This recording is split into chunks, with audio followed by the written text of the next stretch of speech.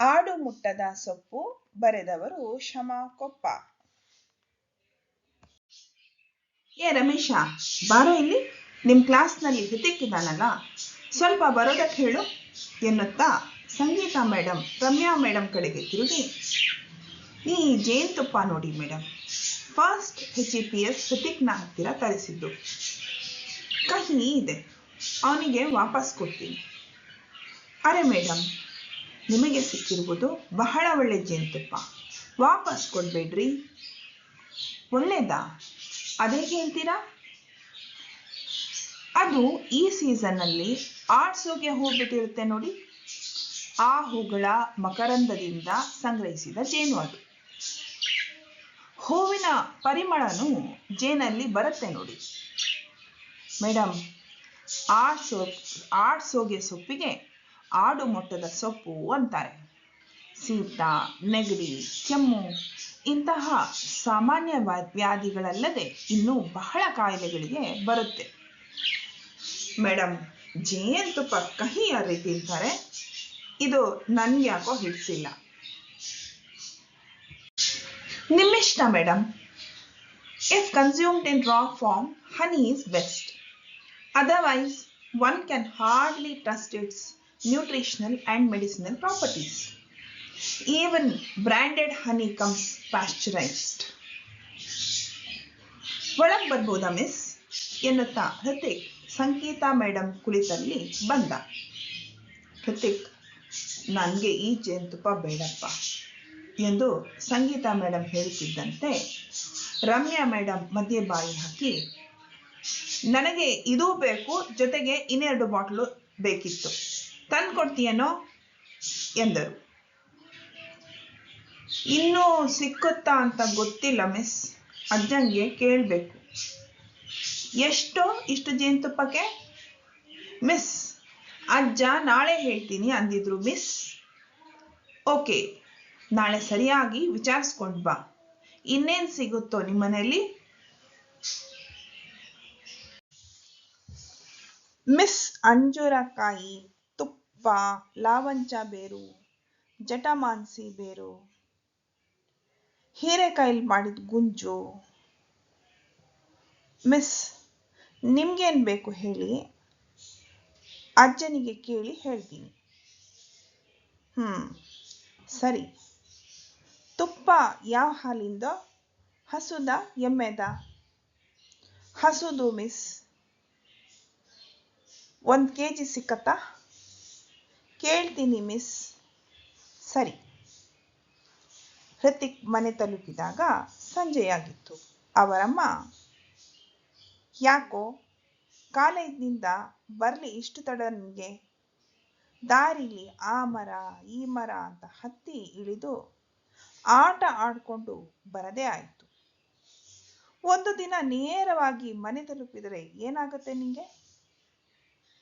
ಕೈಕಾಲು ಮುಖ ತೊಳೆದು ಬೇಗ ಬಾ, ಕಷಾಯ ಕೊಡ್ತೀನಿ ಎಂದರು. ಅಮ್ಮ, ಕಷಾಯ ಬೇಡಮ್ಮ, ಕಾಫಿ ಕೊಡಿ. ಸರಿ, ಒಂದ್ಸರಿ ಬಸ್ಲಿಗೆ ಹೋಗ್ಬಾ ಮಾರಾಯ. ಅದು ಬೇಡ ಇದು ಬೇಡ ಅನ್ನೋದೇ ಆಯ್ತು. ತಾತನ ಜೊತೆಯೇ ತಾನು ಕಾಫಿ ಕುಡಿಯುತ್ತಾ ತಾತನಿಗೆ ರಮ್ಯಾ ಮಿಸ್ ಹೇಳಿದನ್ನ ಹೇಳಬೇಕು ಅಂತ ಅನ್ಕೊಂಡವನಿಗೆ ತಾತ ಆಗ್ಲೇ ಯಾರ ಹತ್ರನೋ ಹರಡ್ತಿರೋ ಹಾಗೆ ಕಾಣ್ತು. ಈಗಿನ ಹುಡುಗ್ರೆ ಹಾಗಯ್ಯ, ಸರಳ ಆಗಿರೋದನ್ನ ಪಾಲಿಸೋದು ಕಮ್ಮಿ. ಹೇಳಿ ಹೇಳಿ ಸಾಕಾಯ್ತು ನನ್ನ ಮಗನಿಗೆ. ಅವನಿಗೆ ಬೊಜ್ಜಿನ ಸಮಸ್ಯೆ. ಅಯ್ಯ, ಆ ಪ್ರೋಟೀನ್ ಪುಡಿ ಈ ಔಷಧಿ ಅಂತ ತೆಗೆದುಕೊಳ್ತಾನೆ ಇರ್ತಾನೆ. ಅದರಲ್ಲಿ ಸೈಡ್ ಎಫೆಕ್ಟ್ಸ್ ಬಹಳ ಇರುತ್ತೆ ಅಂದರೆ ಕೇಳಲ್ಲ. ಅವನು ನಡೆದಿದ್ದ ದಾರಿ. ಏನು ಮಾಡೋದು? ನಮ್ಮ ಮಕ್ಕಳಲ್ವಾ, ನಾವೇ ತಿಳಿ ಹೇಳಬೇಕು, ತಿದ್ದಬೇಕು. ಏನಾದರೂ ಬೇರೆ ಉಪಾಯ ಇದೆಯಾ ಅಯ್ಯ?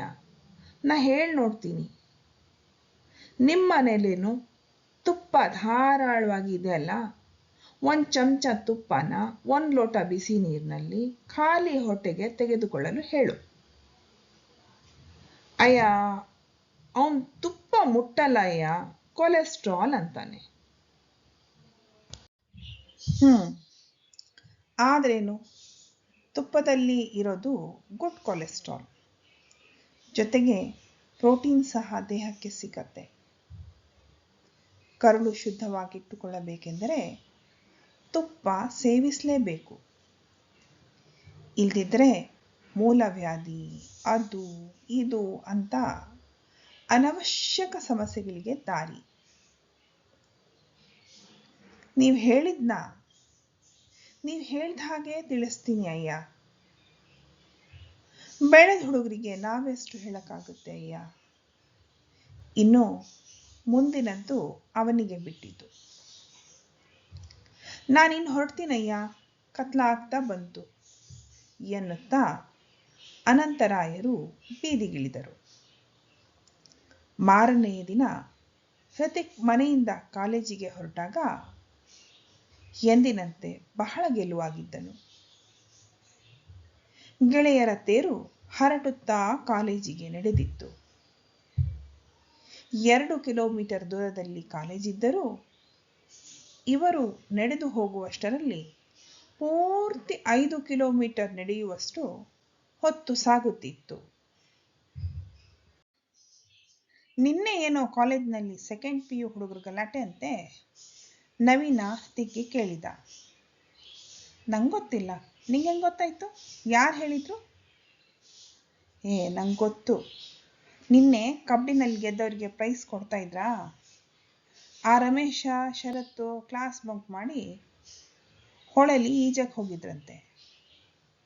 ಅಲ್ಲಿಂದ ಮತ್ಯಾರ್ದೋ ತೋಟದಲ್ಲಿ ನುಗ್ಗಿ ಎಳ್ನೀರು ಇಳಿಸಿ ಕುಡಿದ್ರಂತೆ. ಆ ತೋಟದವರು ಅವ್ರನ್ನ ಬೆರೆಸ್ಕೊಂಡು ಬಂದ್ರಂತೆ. ನೀ ನೋಡ್ಬೇಕು ಅವರಿಬ್ರು ಹೇಗೆ ಹೊಡೆಸ್ಕೊಂಡ್ರಂತ. ಹುಡುಗರ ತಲಹಟೆ ಮಾತುಗಳು ಮುಂದುವರಿದಿದ್ದವು. ಅಷ್ಟರಲ್ಲಿ ಗುಂಪಿನೊಳಗಿಂದ ಲೋಹಿತ್, ಅಲ್ಲೋಡು, ಯಾವುದೋ ಮಣ್ಣಿನ ಮನೆ ಬೀಳಿಸ್ತಾ ಇದ್ದಾರೆ, ಬನ್ರೋ ನೋಡೋಣ ಎಂದನು. ಹುಡುಗರು ಬರುತ್ತಿರುವುದನ್ನು ಕಂಡು ಮಣ್ಣಿನ ಗೋಡೆಯ ಮೇಲೆ ಕಟ್ಟಿದ ಜೇನುಗೂಡಿನಿಂದ ನಸ್ರಿ ಜೇನನ್ನು ಇಳಿಸುತ್ತಿದ್ದ ವ್ಯಕ್ತಿಯೊಬ್ಬ ಬನ್ರೋ, ಇಲ್ಲಿ ಬನ್ರೋ ಎಂದು ಕರೆದನು. ಹುಡುಗರು ತಮ್ಮೆರಡು ಹಸ್ತಗಳನ್ನು ಜೋಡಿಸಿ ಅಂಗೈಯಲ್ಲಿ ಹಿಡಿದು ಮನ ತಣಿಯುವಷ್ಟು ನಸ್ರಿ ಜೇನು ಕುಡಿದರು. ಕಾಲೇಜಿನಲ್ಲಿ 2ನೇ ಅವಧಿಯ ನಂತರ ಸಂಗೀತ ಮೇಡಮ್ ಬಹಳ ಚಿಂತಿತರಂತೆ ಕುಳಿತಿದ್ದನ್ನು ಕಂಡು ರಮ್ಯಾ ಮೇಡಮ್, ಯಾಕ್ರಿ ಮೇಡಮ್, ಏನು ಯೋಚನೆ ಮಾಡ್ತಾ ಇದ್ದೀರಾ? ಮೇಡಮ್ ನೋಡ್ರಿ, ಎಂಥದ್ದು ಅಲರ್ಜಿ ಅಂತೆ. ಡಾಕ್ಟ್ರ್ ಹತ್ರ ಹೋದರೆ ಒಂದು ರಾಶಿ ಟ್ಯಾಬ್ಲೆಟ್ಸು ಟಾನಿಕ್ಕು ಕೊಟ್ಟಿದ್ದಾರೆ. ತಗೋತಾ ಇದ್ದೀರಾ? ಇಲ್ಲ, ನೋಡಿನೇ ಸಾಕಾಯ್ತು, ರಕ್ತ ಕೆಟ್ಟು ಹೋಗಿದೆ ಅಂತ ಹೇಳ್ತಾ ಇದ್ದಾರೆ. ಅದಕ್ಕ್ಯಾಕ್ರಿ ಇಂಗ್ಲೀಷ್ ಮೆಡಿಸಿನ್ನು? ಬೆಳಿಗ್ಗೆ ಉಗುರು ಬೆಚ್ಚ ನೀರಿನಲ್ಲಿ 2 ಚಮಚ ಜೇನು ಸೇರಿಸಿ ಹಾಳು ಹೊಟ್ಟೆಗೆ ಕುಡೀರಿ. ಕಮ್ಮಿ ಆಗುತ್ತಾ? ಆಗೇ ಆಗುತ್ತೆ, ಆದರೆ ಜೇನು ಮಾತ್ರ ರಾಹನಿನೇ ಆಗಬೇಕು. ಈ ಅಲರ್ಜಿ ಹೋಗುತ್ತೆ ಅಂದರೆ ಏನು ಬೇಕಾದರೂ ಮಾಡ್ಬೋದು. ಮಾಡಿ ನೋಡ್ತೀನ್ರಿ. ರಘು, ಕರೆಯೋ ಆ ಫಸ್ಟ್ PUC ಹೃತಿಕ್ಗೆ. ಆಯ್ತು ಮಿಸ್. ಅಲ್ಲೇ ನಿಂತಿದ್ದ ರಘು ಹೃತಿಕ್ನನ್ನು ಕರೆಯಲು ಅವನ ಕ್ಲಾಸಿನ ಕಡೆಗೆ ಹೊರಟ. ಧನ್ಯವಾದಗಳು.